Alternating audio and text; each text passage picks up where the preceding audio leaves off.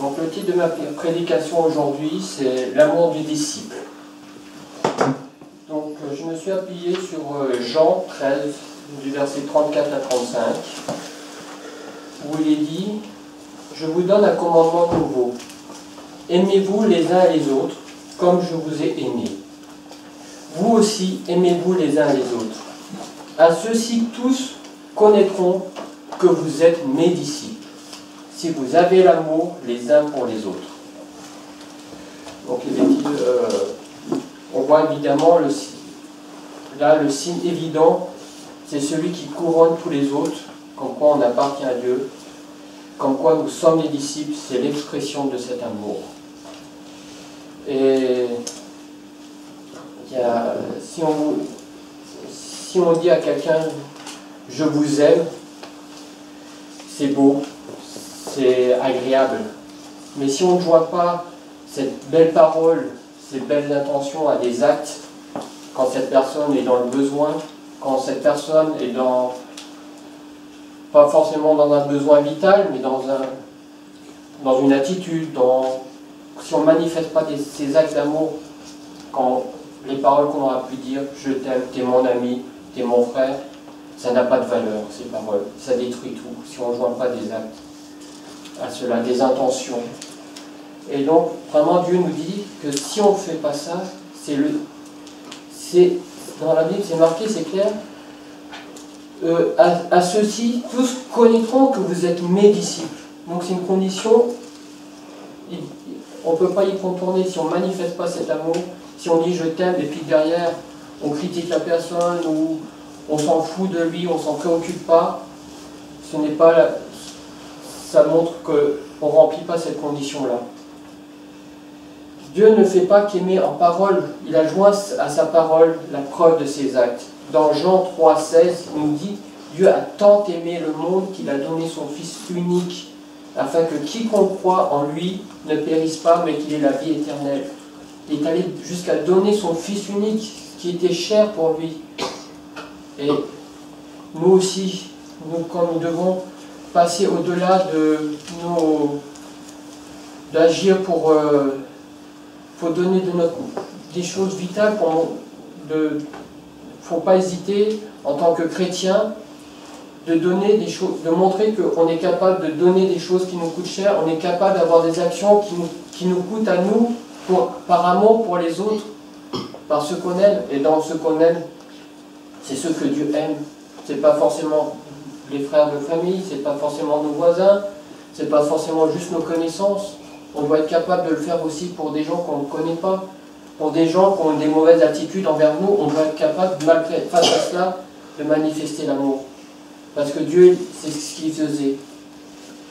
Dieu aime sa créature et il l'a prouvé à travers cela. Dieu non, qui a ses sentiments, qui est noble, et qui ne fait pas qu'énoncer, qu'il prouve cet amour par des actes. Il voit le problème de tous, qui sont perdus et courent à enfer.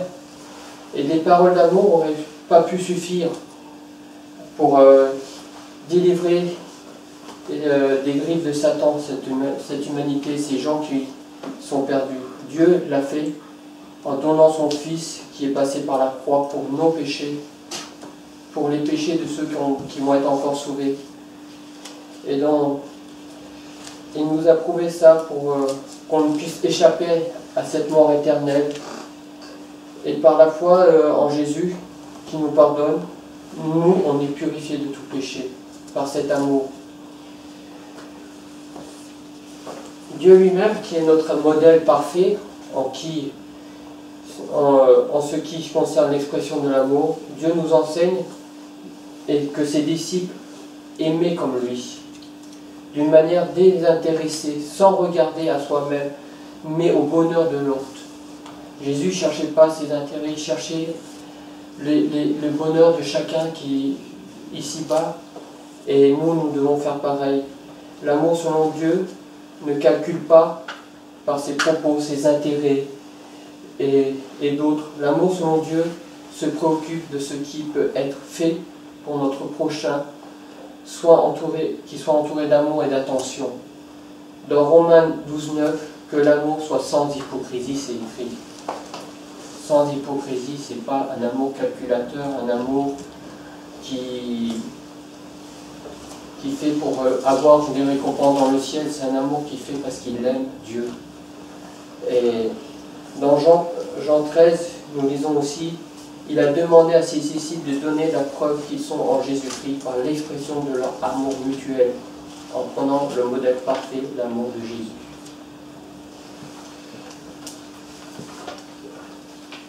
Les disciples qui aiment selon Dieu abondent et débordent d'amour. Dans 1 Thessaloniciens 3,12, que le Seigneur fasse abonder et déborder votre amour les uns pour les autres et envers tous les hommes. À l'expression de celui-ci, nous l'avons pour vous. Et là, c'est bien dit, les uns pour les autres et de tous les hommes. Donc pas seulement ceux que nous connaissons, ceux que nous aimons. Dans 1 Pierre 1,22, après avoir purifié votre âme dans l'obéissance à la vérité, en vue d'un amour fraternel, sincère, aimez-vous les uns les autres, ardemment de tout cœur. Donc, dans ces deux passages, on voit, donc, il y a la notion le mot ardemment, donc avec ardeur, avec feu, avec enthousiasme, qui vient du cœur, un amour entier. Et il y a le mot abonder, déborder, qui nous fait penser à une source, à la source de nos paroles et de nos actes, qui doit être de l'amour. Il doit manifester l'amour. Et cet amour se manifeste aussi bien dans l'accueil mutuel que nous pouvons avoir, mais dans un accueil qui ne doit pas être juste à un moment passager, ou quand on a un invité, on le reçoit juste une fois. Ça doit être un amour qui doit être perpétuel. C'est pas juste la première fois qu'on doit voir la personne, qu'on doit montrer notre amour, ça doit être dans le temps aussi qui doit se manifester. Dans Romains 15,7, c'est marqué « Faites-vous mutuellement bon accueil quand Christ vous a accueillis pour la gloire de Dieu. » Pour la gloire de Dieu, c'est pas pour notre gloire. Et Christ nous a accueillis d'une manière à ceci et à ce que nous restions avec lui encore toute notre vie. Il nous a accueillis la première fois, mais cet accueil a perduré dans le temps et on est encore avec lui. Il nous accueille encore à tout moment.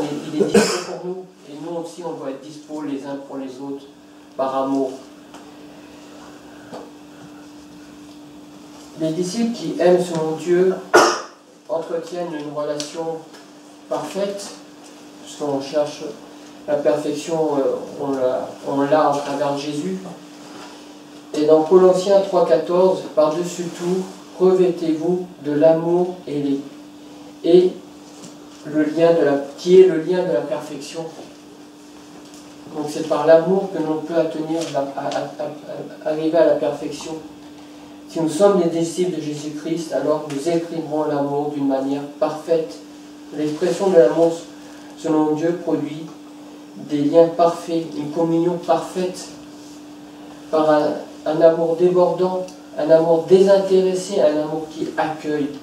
Nous devons être capables de produire l'unité, la bonne entente et l'harmonie, la paix et la joie. Et je terminerai cette courte méditation par le texte de 1 Corinthiens 13, 4, 7, que je pense que vous connaissez tous.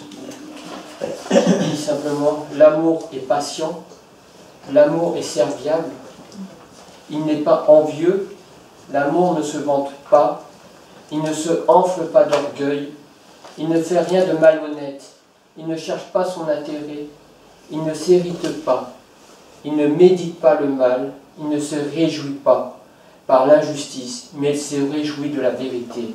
Il pardonne tout, il croit tout, il espère tout et supporte tout. Voilà. Amen. C'est ce que j'appelle. Merci.